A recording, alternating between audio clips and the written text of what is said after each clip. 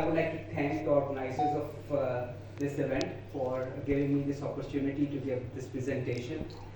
I'll be talking about stem cells, in principle, how they cure different diseases. This is an eye conference. You have seen the videos of how miraculously people who had lost their vision or had a compromised vision, how their vision was restored. So I'm going to tell you about the basic principles of regenerative medicine. If we can have the next slide, please.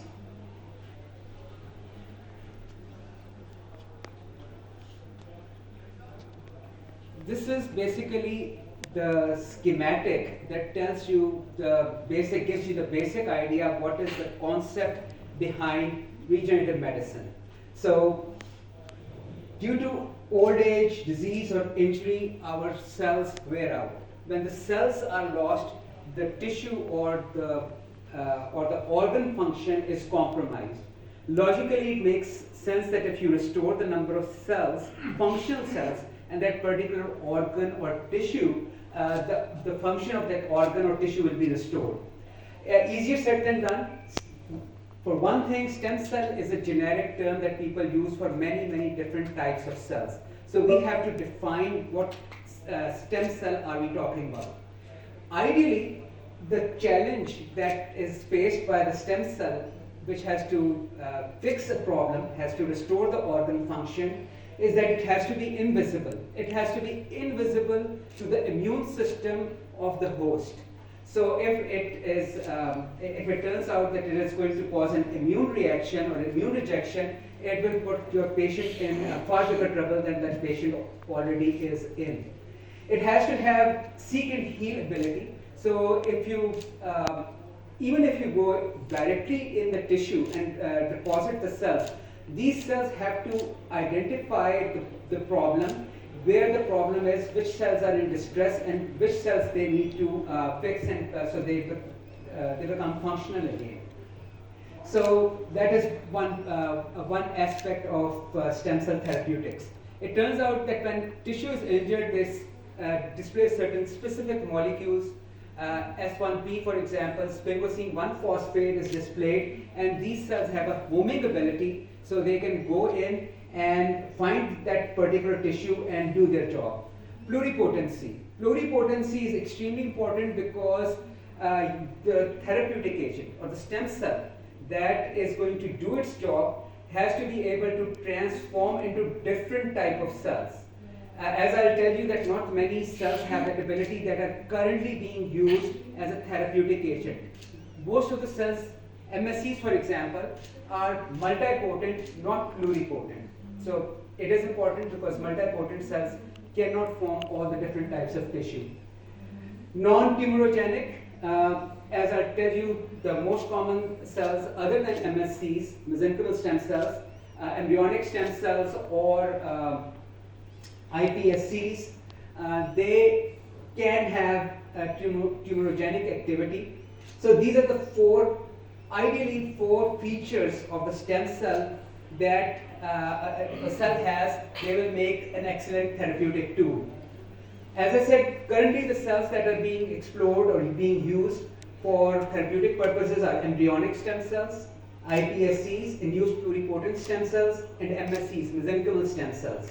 So the color of the smiley or sad faces corresponds to the features that I have just discussed. So invisibility, embryonic cells do not have that invisibility. Seek and heal, they don't have that feature. Pluripotency, yes, they do have pluripotency ability. But again, they're notorious for chromosomal rearrangements and forming tumor tissue.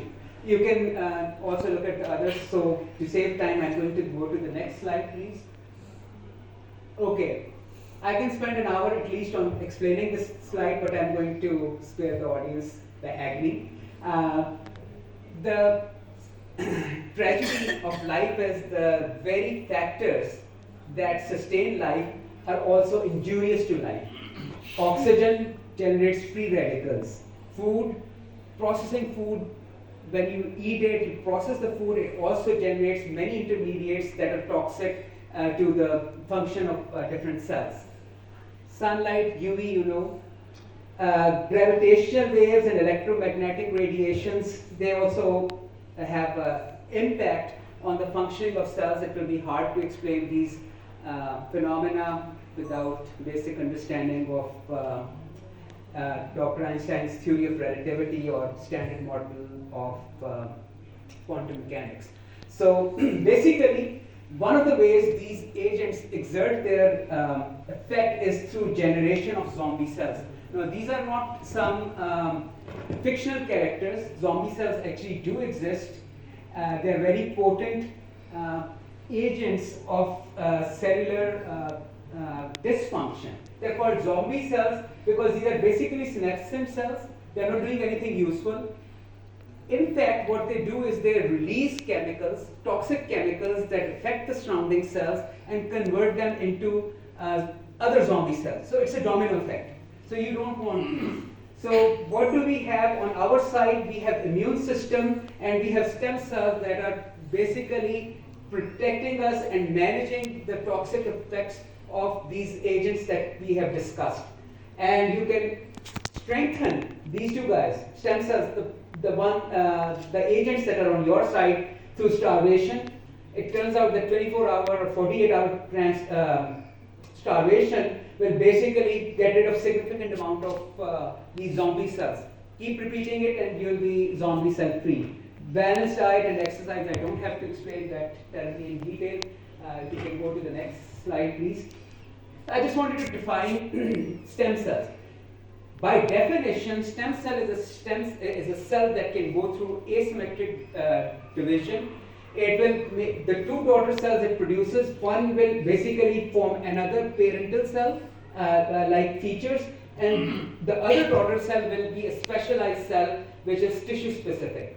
Okay. So asymmetric cell division. We can go to the next slide. Stem cell, again, I will mention, is a generic term. We have many different types of stem cells in our body. I'll start out with hematopoietic stem cells. These cells basically are responsible for forming several different types of, tens of different types of cells that make our immune system. So get rid of all the immune cells, get rid of all the hematopoietic stem cells, just add one. It will reconstitute all the cells that are required to have functional circulatory system cells. So, but these cells do get old. They get tired, they get old, they don't function properly. Now I'll actually come to tissue-specific stem cells. They are present in every tissue, has a specific type of stem cell that replenishes its cells when they get old, non-functional, or they are no longer useful to the system. So those cells are replaced by tissue-specific stem cells. Mesenchymal stem cells, although all mesenchymal stem cells, they don't act like stem cells in the inside a living system or inside a person. They basically provide support to hematopoietic stem cells and also tissue-specific stem cells. So this is their basic function, and they can activate tissue-specific stem cells, causing regeneration and repair mechanisms. So this is basically, they basically are also sensing active elements in our bodies that can sense which cells are distressed and which cells need help, and they provide them. The mechanism, how they help these cells, I'll tell you later. But the point here is, I wanted to make is liver regeneration. Even if someone loses 80% of their liver, their tissue-specific stem cells can basically regrow the liver. As you know, liver has one of the highest regenerative abilities of all the body organs. आपको specific post चाहिए, I'll be happy to do that. Anyways, next slide, please. Okay, so innate regeneration. The purpose of this slide is I have given all the references. If someone wants to authenticate these particular statements that I'm making on the slide, they're welcome to. The references are right there.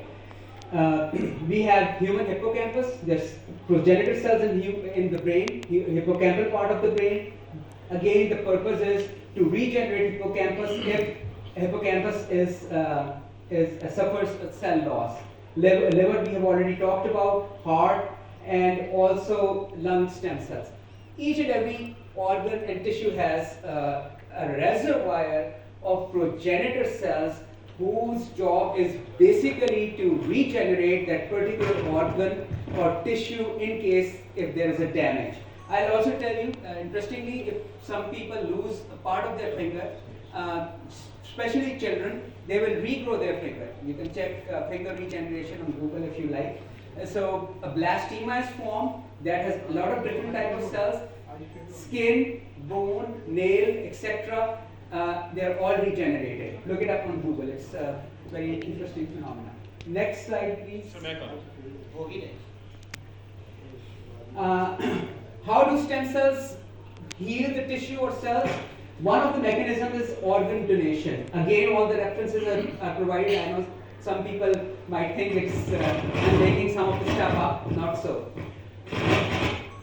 Stem cells mesenchymal stem cells are known to donate their mitochondria, especially in many cases to the hematopoietic stem cells when their own mitochondria are out of function, and also when there is an infection, your immune cells have to make many copies. For example, B cells have to multiply in a very short period of time and make many copies of themselves.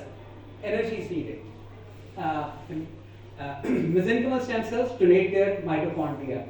Immune cell suppression, it is also function, again, one of the ways. Inflammation is a disease. It can cause discomfort, and it can, when inflammation is there, it can also result in several processes that can harm the body. They suppress immune system. Tissue-specific stem cell differentiation, we have already talked briefly about it. Angiogenesis, formation of blood vessels.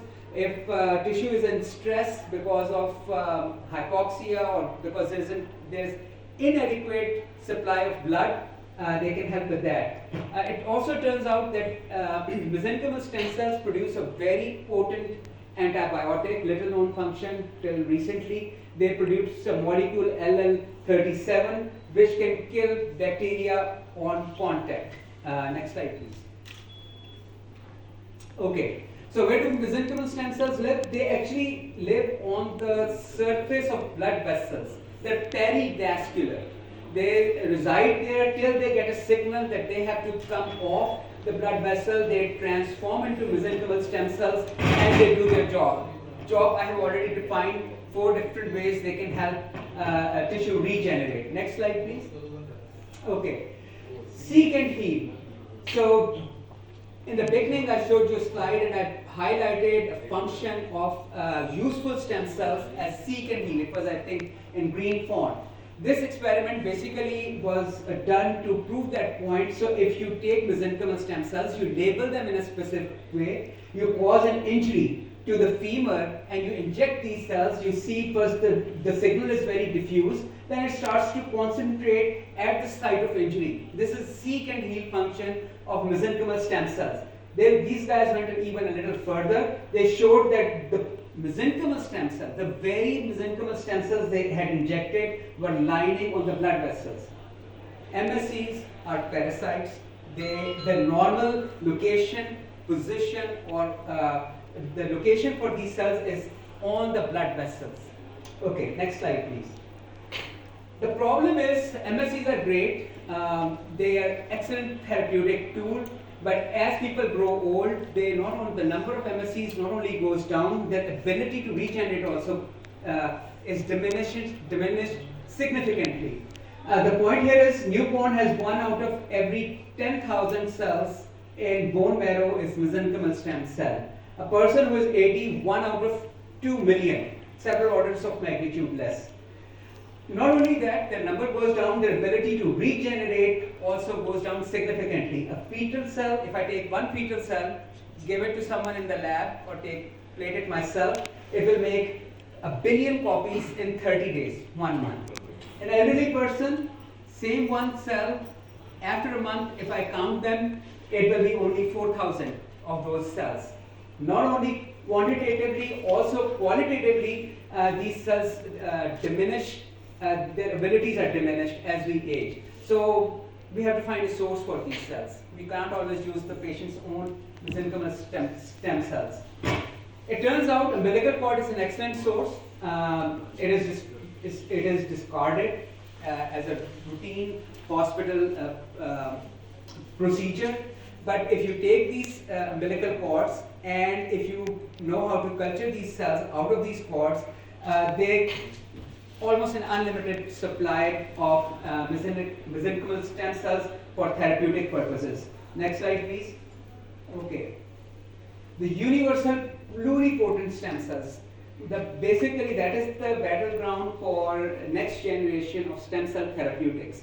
You need a pluripotent stem cell which has seek and heal ability, which is non-tumorigenic, and which is does not cause an immune reaction. I think I covered them all, but anyways. So this guy gets all the 4 smileys, all the 4 colors that we talked about earlier. These are the culture micrographs of the cells we have plated at Nijinsky. They're sitting in my lab. Someone wants to take a look at them, wants to use them for non-clinical purposes till we clear them for therapeutic use.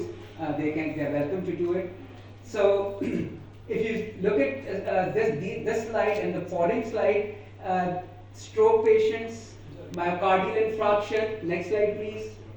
Excellent results, super results, almost in many diseases, ALS, amyotrophic lateral sclerosis. You can treat these diseases very well with mesenchymal stem cells because of reasons I can't get into at this stage. But anyways, but these cells have an excellent ability to treat and reverse many disorders that cannot be traditionally treated, or if MSCs are not effective. Next slide, please. I think we're coming towards the end. So the point of this slide is at Nijinsky we take extra precautions to ensure the safety of our patients. We check, recheck, and get rechecked by third party to ensure the cells we are using for our patients, they are in fact mesenchymal stem cells and they have not lost their stemness. So this is a trial lineage study that is checked through a third party government body, and then we also look for surface markers to ensure that our cells are in fact mesenchymal stem cells. Recently we started freezing our cells. Not only these cells can be frozen in liquid nitrogen. The idea is basically, so if some people want us to send them cells overseas. In Pakistan, we can send them without liquid nitrogen, no problem. Just tell us what you need and inshallah we'll manage it. So this study basically shows that the cells that we freeze are safe, number one, and they have not lost their ability to regenerate. The top slide is rat skin, courtesy of Dr. Bushra at Dermaesthetic. It is a young rat. You can look at the tissue. I'm not a dermatologist, but even you can tell the rearrangement of collagen fibers and production of collagen fiber goes up when you use these frozen cells. Safety and ability to regenerate. Next slide, please. Okay, so the most common question I get from patients, and I think I've said this many times, but it doesn't hurt to say it again, is the outcome. Outcome depends upon 6 variables, 3 that we have some control over, 3 that we don't. Age of the patient, severity of the disease, duration of the disease, factors that we have no control over, but they impact the outcome of the therapy. The older a patient is, the more severe the disease, the lesser recovery in longer time. Ultimately, alhamdulillah, most patients do benefit, but it depends upon the extent of the beneficial effects of these cells. Type of the stem cell, extremely important. You keep on pumping in, I don't know, this is kind of funny, but people use, when I first started noticing, people were calling PRP stem cells. PRP was being sold as stem cells. Then came exosomes. People started calling exosome stem cells. Complete nonsense. They're not. I think there are other techniques. MCT, every few months or a couple of years later, they come up with something that they claim it is stem cells. regardless the type of stem cells used, the number is also extremely important.